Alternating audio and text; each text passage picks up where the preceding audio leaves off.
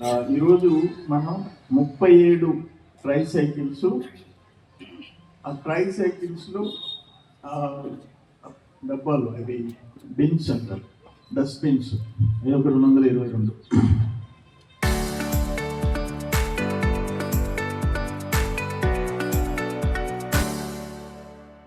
ఇవన్నీ ఇప్పుడు మనం ఆ చెత్తని క్లీన్ చేసేదానికి ఉపయోగపడే విధంగా ఈ 37 ట్రై సైకిల్స్ మనం ప్రతి పంచాయతీకి ఫ్రీగా ఇస్తున్నాం. దీనివల్ల ఏంటంటే పరిశుభ్రత, స్వచ్ఛత ఉంటే ఈ జబ్బులు రాకుండా ఉంటే పేదవాళ్ళు పిల్లకాయలు మధ్యలో తిరుగుతుంటారు. వీటి మధ్య తిరిగినప్పుడు వాళ్ళకి ఆరోగ్యం బాగాలేకపోతే వీళ్ళు చేసిన కూలీలు అప్పులు చేసి ఆ హాస్పిటల్ బిల్లు కట్టాల్సి వస్తుంది. గవర్నమెంట్ హాస్పిటల్కి ఇంప్రూవ్ చేసాం. మీకు ఇక్కడ పొదలకూరు హాస్పిటల్ కూడా మీరు ప్రైవేట్ హాస్పిటల్స్కి పోయి అనవసరంగా ఆర్థికంగా ఇబ్బంది పడకుండా ఈ కమ్యూనిటీ హెల్త్ సెంటర్ని చేయించింది మనం. దాన్ని మళ్ళీ డయాలసిస్ సెంటర్ చేసాము, బెడ్స్ ఇవన్నీ మంచి పరిస్థితులు తెచ్చాం. అయినా కూడా కొంతమంది ప్రైవేట్ హాస్పిటల్స్ పోతే బుక్ అయిపోతున్నారు. అందుకని మనం మన గ్రామాలని స్వచ్ఛంగా స్వచ్ఛత మెయింటైన్ చేయాలి, పరిశుభ్రత మెయింటైన్ చేయాలి. డస్ట్ గిస్ట్లు ఏదైనా ఉంటే అన్నీ వాటిల్లో వాళ్ళు క్లీన్ చేస్తారు. మనం రోడ్డు మీద బారేస్తాం. నేనైతే ఒక చీపురు పిల్లలు కూడా రోడ్డు మీద వేయను. కార్లు ఎన్ని 100 కిలోమీటర్లు తిరిగినా కార్లు పక్కన పెట్టుకొని కారు ఆపినప్పుడు దూరంగా వేస్తుంటాం. అది అందరూ కూడా అలవాటు చేసుకోవాలి. కొంతమంది చూస్తూ ఉంటాం, మనం రోడ్డు మీద వేసిపోతూ ఉంటాం. అది మంచిది కాదు. ఏమైనా ఇప్పుడు స్వచ్ఛాంధ్ర కార్యక్రమం చూసాం. ఇప్పుడు వీళ్ళు కూడా ఈ సైకిల్స్ మనం పంచాయతీలకు భారం వేయలే, గవర్నమెంటే పంపించింది. స్వచ్ఛాంధ్ర కార్యక్రమంలో భాగంగా పొదలకూరు మండలం పంచాయతీలకు మంజూరు కాబడిన, ఎందుకంటే ఒక్కరికి డబ్బులు వస్తున్నాయి.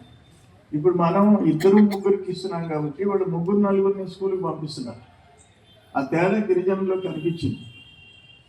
నేనేమంటాను, బిడ్డల్ని స్కూల్కి పంపించండి, ఫస్ట్ ప్రయారిటీ.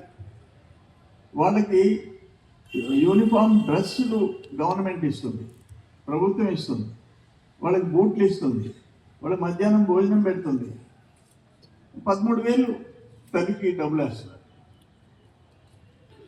అందుకని పిల్లల్ని బడికి పంపించే బాధ్యత లేదు. నిన్న నేను ఎస్టీ కమిషన్, అంటే ఈ అనాథులకు సంబంధించిన కమిషన్, నేషనల్ కమిషన్ చైర్మన్ నెల్లూరుకి వచ్చాడు. మన వాళ్ళని పిలిచి పేదరికంలో ఉండే గిరిజన కుటుంబాలను తీసుకురమ్మా. ఆ గుడబలిపాడు బార్డర్లో, అల్లిపురం గుడబలిపాడు బార్డర్లో ఒక కుటుంబాన్ని తీసుకొచ్చారు. నా భార్య భర్త, ఆమె బాగా అమాయకంగా ఉంది. ఎంతమంది పిల్లలు అంటే 10 మంది. ఈమె భార్య 3వ భార్య అంట, 10 మంది పిల్లలంట. ఒరే ఎంతమంది పడికిపోతున్నారు చేతులు ఎత్తాలంటే ఒక్కడెత్తాడు.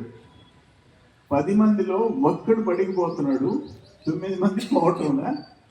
ఆయన మళ్ళీ 3వ భార్యను పెళ్లి చేస్తున్నాడు. ఇది పాపం గిరిజనులో ఉండే ఆ పేదరికంలో వాళ్ళు మగ్గిపోయే పరిస్థితులు సమాజం.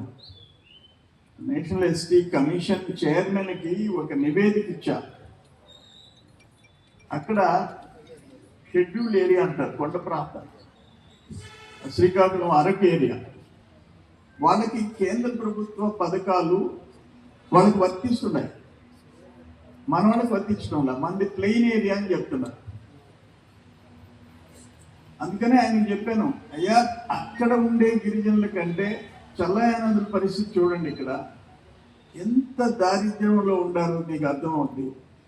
అందుకని మీరు దేశానికి గిరిజన కమిషన్ చైర్మన్ గమనించండి అని చెప్పి ఆయనకి ఒక రిపోర్ట్ ఇచ్చా. డెఫినెట్గా నెక్స్ట్ మంత్ మీటింగ్ ఉంది, మీరు ఇచ్చిన పాయింట్ అన్ని నేను చర్చలో పెడతానని చెప్పేసి చెప్పారు నేషనల్ ఎస్టీ కమిషన్ చైర్మన్.